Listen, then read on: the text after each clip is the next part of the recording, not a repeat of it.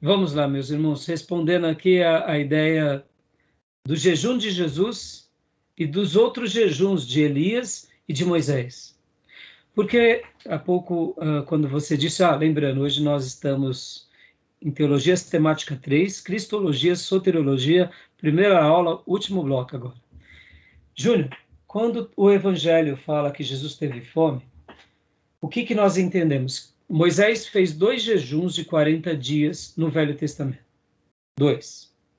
Possivelmente, os jejuns que Moisés fez no Sinai teve uma intervenção divina sobre o profeta, capacitando Moisés a ele ficar de jejum. Já era um ancião, mais de 80 anos. Então, nós entendemos que quando Moisés faz aquele jejum, tanto o primeiro quanto o segundo, houve um toque divino sobre ele. E Elias, a mesma coisa. Quando vocês pegam um texto bíblico e veem que Elias, o anjo vem para ele, aparece para ele, e tem um pão assado, e tem um jarro com água, e diz, come e bebe, porque você vai fazer uma viagem muito longa, e vai para Horebe. E ele sai ali de próximo a Berseba, e ele vai até o Monte Sinai. Ele anda uma quantidade enorme de quilômetros, e a Bíblia fala que ele anda 40 dias e 40 noites ininterruptos. Pode isso? Um ser humano caminhar 40 dias e 40 noites? Não pode, não consegue. Fisiologicamente você apaga. E por que ele conseguiu? Porque possivelmente o pão que ele comeu e a água que ele bebeu tinham coisas misteriosas que o capacitaram a ele ir até Horebe. E o jejum de Jesus? Qual é a diferença dos jejuns de Moisés, dos jejuns de Elias, para o jejum de Jesus? Possivelmente, o jejum de Jesus foi o primeiro jejum potencializando o lado simplesmente humano. Dizem os cientistas que o corpo humano ele consegue existir por mais de 40 dias sem comida. Sem água, não. Sem água, a partir do 3º dia, as placas do intestino, estômago começam a grudar e os órgãos começam a ter problemas, e aí onde entra mortes de alguns órgãos, e aí vai tendo falências. Rins, né? Exatamente. Então, pelo que entendemos, por isso que o texto fala que ele só teve fome, porque ali foi quem? O Jesus homem. Mas, pastor, ele não é Deus, mas era como se fosse o lado humano de Jesus jejuando. E na história do cristianismo, e quando a gente vê algumas biografias, nós vemos que algumas pessoas fizeram jejuns muito longos e tiveram experiências muito notáveis. Então, meus irmãos, só para mostrar que a humanidade, né, de Jesus. Foi por isso, Júnior. A gente entende que o fato do escritor ter dito ali não era porque o jejum de Jesus foi menor, não, é porque, na realidade, não houve o auxílio de nada sagrado. Porque Moisés vai para o Monte Sinai, dá uma ideia de que era um lugar onde o tempo parou. Porque pensem, 80 anos de idade, era um ancião já. Como que consegue? Então houve uma intervenção divina, por 2 vezes ainda. E Elias comeu aquela comida. Jesus não, entendeu? Então é a humanidade de Jesus na sua essência. Interessante, né? Tá bom? Depois visitado, né? Os anjos. Agora a página, vamos para o livro texto, irmãos, para a gente correr rapidinho, só repassar rapidamente, né? Jesus possuía uma mente humana, no item B. Jesus possuía uma alma humana e emoções humanas. Dando aquela ideia de que Jesus também tinha uma alma. Pastor, aí complicou tudo. Ele não é Deus? Ele é Deus. Mas já que ele era homem, ele possivelmente tinha tudo que nós temos. Né? E a questão das emoções. Alma e espírito. Né? É alma e espírito. Sendo que o espírito, no caso dele, é o próprio espírito de Deus. Agora, eu queria gastar um tempo... Tripartite, né? O outro é tripartite, né? O homem. Algumas teologias veem o homem como tripartite, alma, corpo e espírito. Outros veem como bipartite, Isso. corpo e espírito, e não alma. E é que, na realidade, eles veem como corpo, alma e espírito, né? Alma e espírito é a mesma coisa. Bipartite. Agora, o bipartite, eles falam que o homem tem corpo e espírito. Não, a alma não existe. É corpo e alma que fala que tem, não espírito. Então, na realidade, Júnior, a maioria dos teólogos que são bipartides, eles falam corpo e alma. Corpo e alma, que dentro da alma, eles entendem que está o espírito também. Então, eles vão dizer que quando a Bíblia vai falar que é espírito, está falando da alma. E aí, por que eles definem como corpo e alma? Porque em Gênesis fala alma vivente. Então, mas assim, o bipartite é corpo, e aqui a alma e o espírito, eles vão falar que é uma coisa só. Mas a gente vai trabalhar mais nessa questão, Júnior, em pneumatologia. Aí tá. A gente trabalha mais, beleza. Tá? Mas agora falando de Jesus, né, você vê, Jesus ele tinha alma, sentimentos e espírito, sendo que ele mesmo era o próprio Deus, né? Agora vamos gastar um tempo aqui na página 440, irmãos, na impecabilidade. Eu queria ler esse primeiro parágrafo aqui com vocês. Impecabilidade. Vamos lá. Quem quer ler para nós? O 3, impecabilidade. Só esse parágrafo. Vamos lá. Ainda que o Novo Testamento seja claro em afirmar que Jesus era plenamente humano, exatamente como nós, também afirma que Jesus era diferente em um aspecto importante. Ele era isento de pecado e jamais cometeu um pecado durante sua vida. Alguns objetam que Jesus não pecou, então não era verdadeiramente humano, pois todos os homens pecam. Mas os que fazem tal objeção simplesmente não percebem que os seres humanos estão agora numa situação anormal. Deus não nos criou pecaminosos, mas santos e justos. Adão e Eva no Jardim do Éden eram verdadeiramente humanos antes de pecar. E nós agora, apesar de humanos, não nos conformamos ao padrão que Deus deseja que preenchamos quando nossa humanidade plena e impecável for restaurada. Eu achei essa segunda frase fantástica. O fato de pecarmos é uma anormalidade. Glória a Deus, né? Essa ideia foi fantástica. Então, a ideia de justificar que Jesus era pecador porque somos, não. Se alguém é anormal, somos nós. Que na realidade não éramos para ser assim. Fantástico, né, irmãos? Fantástico. E aqui, eu queria também ler... Diabo, né? Como? A concepção do diabo, acho que o homem é normal porque exatamente. Na próxima página, pastor, na 442, também no primeiro parágrafo, leia para nós, por gentileza. Joia. De modo semelhante, a tentação de jogar-se do pináculo do templo, Lucas 4, do 9 ao 11, era a tentação de forçar Deus a realizar um milagre e resgatá-lo de maneira espetacular, atraindo assim grande séquito dentre o povo, sem prosseguir no duro caminho que tinha à frente, o caminho que incluía 3 anos ministrando as necessidades das pessoas, ensinando com autoridade e exemplificando a santidade absoluta de vida em meio à dura oposição. Mas, de novo, Jesus resistiu a esse caminho fácil para cumprimento de seus alvos como o Messias, de novo uma rota que de fato não cumpriria de maneira alguma aqueles alvos. Aqui, fiz questão de deixar esse destaque aqui, porque perceba que Jesus ele poderia escolher caminhos mais fáceis, irmãos. Quantas vezes na nossa vida, sejamos honestos, irmãos, a gente quer fazer um ministério até um pouco mais fácil e sobrenatural, porque isso, de fato, claro, irmãos, quem é que não gostaria de ver coisas sobrenaturais no seu ministério? Todos nós. Quem é que não gostaria de pregar às multidões, que nem Billy Graham, e ver as multidões virem? Todos nós. Quem é que não gostaria de ter uma mensagem como de Spurgeon, ter uma vida como de Wesley? Quando nós caminhamos fazendo a obra de Deus, a gente quer ver essas coisas.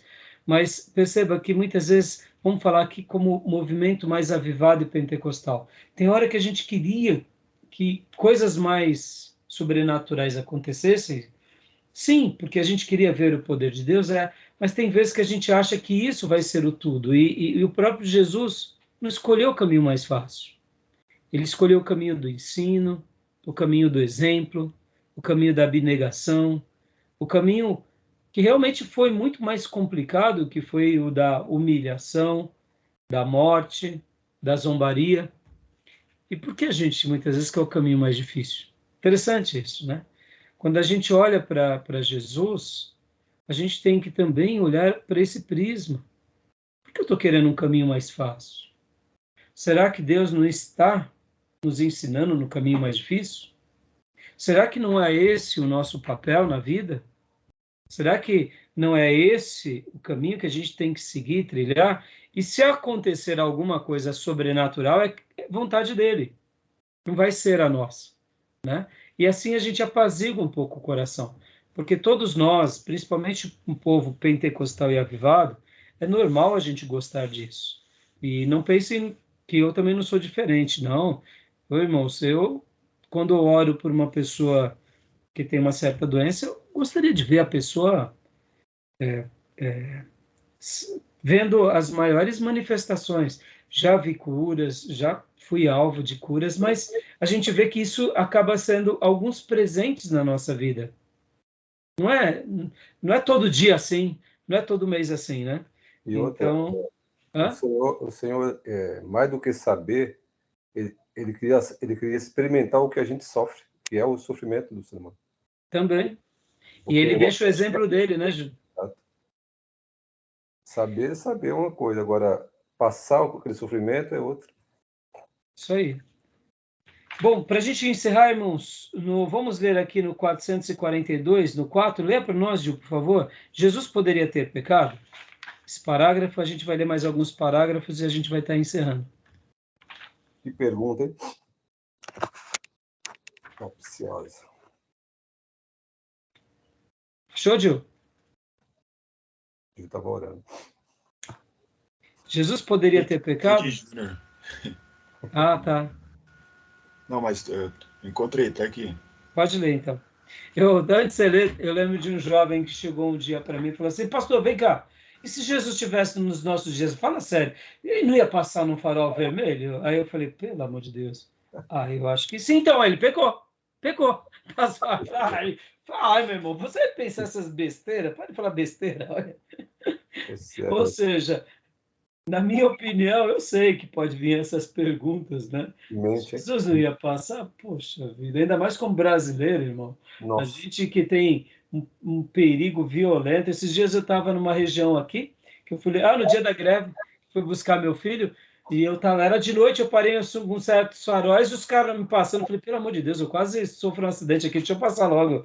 Então, assim, mas quando esse jovem fez essa pergunta, lá no fundo, ele estava querendo dizer o seguinte, mas se Jesus passa no farol vermelho, então eu posso passar em alguns aqui, entendeu? É isso que ele quer dizer. Porque gastar tempo nessas coisas, meus irmãos, é isso. Não me convenço com outra coisa, não. Geralmente a gente quer chancelar as nossas inclinações, né? Então, assim, se ele faz, eu também posso. Se ele passa no farol vermelho, por que eu não posso fazer algumas atrapalhadinhas, né? Então, vamos lá. Leia para nós. Ok. Jesus poderia ter pecado? Às vezes levanta-se essa questão. Cristo podia ter pecado? Alguns defendem a impecabilidade de Cristo, entendendo por impecável, não sujeito a pecar. Outros objetam que Jesus não fosse capaz de pecar. Suas tentações não teriam sido reais, pois como uma tentação seria real, se a pessoa que estivesse sendo tentada não fosse mesmo capaz de pecar. E aí, o que vocês acham disso, irmãos? Vamos lá, minuto de debate aqui. Será que ele não teve o mesmo ímpeto que temos quando vem, por exemplo, uma pessoa agressiva? Será que ele não tem o desejo de revidar? Será que Jesus não tinha essa inclinação? Será que quando passava uma mulher muito linda por ele, como homem, ele não se sentia tentado? E é uma questão aí, assim, meio complexa, ao meu ver. Porque isso envolve emoções também, né? E tem um texto lá que Jesus entrou lá no templo e daí ele deu uma neurose em Jesus. Alguns psicólogos falam neurose. Porque ele pegou lá e derrubou tudo lá.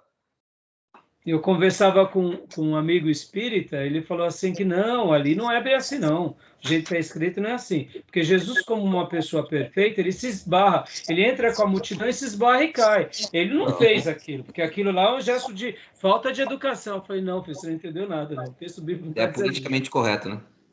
O espírita, amigo meu, deu uma resposta politicamente correta. Eu falei, não, é que você não conhece o contexto. A história é outra e o ato ali é justiça, é indignação. Sim, né? É indignação, porque isso passa pelas nossas emoções. Como ser Mas humano. só que ali não era uma indignação fútil, né, Júnior? Era uma indignação do dono da casa, corrigindo os impostores. Deus não se indigna todo dia contra o pecado? Exatamente. Então, essa é a ideia da justiça em exercício ali. Exatamente. Agora, então, irmãos, a frase que o Júnior... Desculpa, Júnior. Não é banalidade, né? Sim. A frase que o Gil leu, então, dando uma ideia de que, será que ele tinha essas reações? Será que essas reações... O que vocês acham, irmãos? Vocês acham que aqui a intenção ele não era capaz de pecar. Capaz ele era. No entanto, ele não cedeu à tentação, né? Verdade. Exatamente. Aí já vem o fruto do Espírito, né? Que tem o domínio próprio, né? Show. E aí, se ele tinha todos os frutos, automaticamente ele já evitava o mal antes mesmo que ele acontecesse. Se a gente atribui que ele era incapaz, no sentido de que, ele não se inclinava, você está dando para ele uma natureza diferente da humana. E é perigoso. É mais fácil a gente admitir que ele tinha uma natureza como a nossa. No entanto, os impulsos eram totalmente controlados, totalmente domados, totalmente subjugados. Pastor, é simples assim? Simples assim. Mas isso era pela virtude do Espírito Santo de Deus na vida dele? Ou era uma questão de disciplina? Ou era uma questão de resiliência? A gente vai estar vendo nesses estudos sobre a pessoa de Jesus essas linhas trabalhando. Porque, irmãos, quando a gente atribui que ele era Deus e que ele tranquilamente prevaleceu, aí se torna muito fácil, parece que entra mais a divindade do que a humanidade. Pois não, pastor? Desculpa, eu vou apertar aqui para fechar o microfone e saiu essas carinhas, me perdoe. Foi nada. Eu pensei que você queria falar alguma coisa, ou eu falei alguma coisa, né? Foi nada. Na hora que eu falei, você fez essa carinha, eu falei assim, será que... o que ele quer dizer com isso? Não estou entendendo. Eu não sei nem que carinha apareceu aqui, meu Deus. Pareceu aquela do sorrisinho triste. Né? Mas voltando. A ideia que, irmão, se a gente vai para o lado da divindade, pura e simples, a gente está negando a humanidade. Então a gente tem que trabalhar aqui com equilíbrio. Jesus era divino? Era. Mas ele era humano? Era. Agora, nessa parte do livro, o autor está trabalhando, mostrando, olha, vamos olhar para o Jesus divino. Jesus que sofre, Jesus que padece, Jesus que tem limites como nós. E é importante a gente olhar para isso, porque só assim a gente consegue entender a humanidade. Porque senão, irmão, essa humanidade fica maquiada pela divina. E aí complica um pouco. Porque Hebreus fala que ele foi tentado também com a gente, mas ele sempre não cedeu. Exatamente. Quando ele vai lá para o Getsemane, ele também fala para escutar-se. Ali ele passou um mau conflito, uma tentação, ceder, sabe? Quem é que não tem medo? Quem é que não, como ser humano, poxa, e agora? Tentação. Mas exatamente. E como todos nós, ele foi tentado, mas ele venceu. A gota de sangue que saía no suor dele lá. Exatamente, no Getsemane. Segundo os especialistas, Júnior, dizem que em poucos momentos da história da humanidade, pessoas comuns experimentaram isso. Quando se experimenta isso? Foi registrado, uma das últimas ocasiões foram nos campos de concentração, em que as pessoas estavam cientes da morte, que sabiam que iam morrer, ficavam num ponto de angústia tão grande que os seus poros eles acabam entrando em colapso e aí o suor mistura-se com gotas de sangue. Ou seja, é o Jesus humano. Então, meus irmãos, para a gente estar concluindo aqui, né? Você pode ver que o autor vai trabalhar dentro desse lado, mostrando que a morte dele, a humanidade dele é uma humanidade, como está na página 445, é uma humanidade para se tornar um sacrifício substitutivo, para se tornar o nosso mediador, para cumprir com o propósito do homem original, ou seja, o segundo Adão. Ele vai ser esse exemplo de humano na vida, é o padrão de corpo redimido, ele se torna um sumo sacerdote que compra com o sangue dele a nossa redenção, porque o sacerdote ele fazia a expiação, trazendo o povo a Deus, e agora ele é esse sacerdote e ao mesmo tempo esse cordeiro. Então, ele é homem, e é essa humanidade que se destaca na vida dele.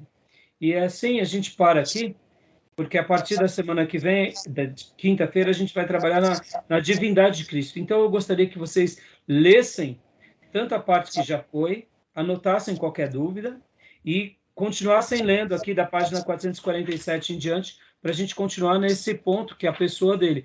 Porque, irmãos, como eu disse para vocês, o assunto dessa matéria vai ter muita discussão, tá bom? Muita discussão, muita leitura, e entender bem isso daqui é ratificar aquilo que já fizemos na doutrina, na aula, e quando a gente teve a doutrina da Trindade. A gente vai sedimentar que Jesus é Deus, sim, ele é Deus, ele é a segunda pessoa da Trindade, mas ele é homem.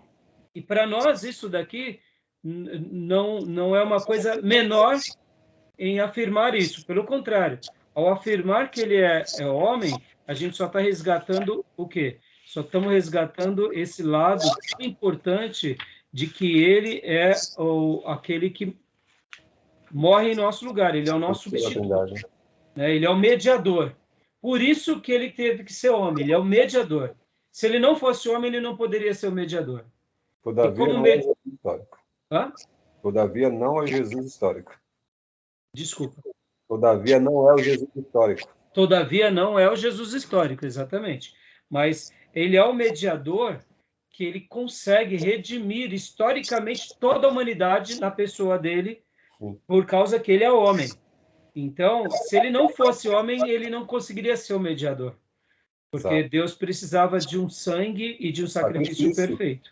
Não seria uma pessoa divina para ir para a cruz. Exatamente. Tá bom, meus irmãos? Então, paramos aqui na página 447, na divindade de Cristo. E a gente vai continuar a partir daqui, tá bom? Ok. Beleza? Beleza. Alguma dúvida? Combinado. Meus irmãos, leitura, hein? Leitura. Peguem firme na leitura. Tudo certo e nada resolvido. Digam. Pastor, quinta é feriado, vai ter aula mesmo assim? Me perdoem. Exatamente. Quinta não, é dia 12, né? Então, a gente só vai ter aula terça que vem. Então, irmãos, corram na leitura, corram nos trabalhos. Como eu disse, agora a gente vai entrar numa reta final, junto com o final de ano. E olha, como eu disse, possivelmente o último bloco eu vou dar missões. Eu vou ver direitinho se eu vou dar missões, se eu dou outra matéria, mas eu quero dar uma matéria até para mudar um pouco os ares, sabe? Mas a gente vai ver até lá, tá bom? Beleza. Mas, peguem firme nas leituras, tá bom? Ok. Fechado, meus irmãos? Fechado. Então, Maravilha. que Deus abençoe meus irmãos, bom culto amanhã, bom feriado, e querendo Deus, nos vemos terça que vem, e bom culto de domingo para vocês também, tá bom? Tá bom. Graças a Bom, Deus. Tchau, irmãos. Deus abençoe. Boa semana, bom fim de semana. Obrigado, gente. Bom descanso para você. Deus abençoe. Boa noite. Bom descanso a todos. Amém.